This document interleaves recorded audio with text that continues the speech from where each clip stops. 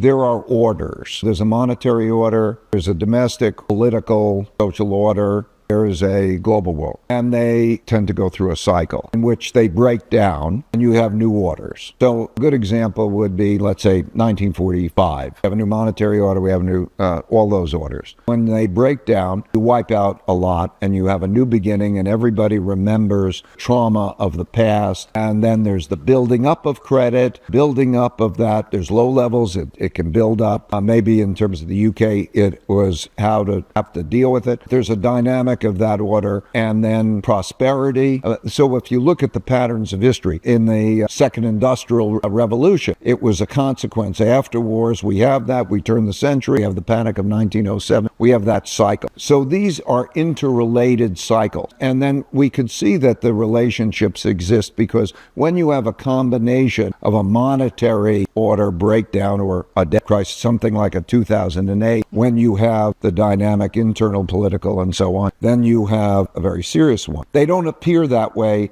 when we're sitting here today in the prosperity and process of what we're doing to sustain it. So I think that hopefully you'll read the book, but particularly chapter 8 in the book goes over that particular cycle. So I would say when you're thinking about it, doesn't have to be complicated. If you think about these issues simultaneously, you would probably, you'll have your own thoughts about where we stand on those issues and the confluence of those types of issues.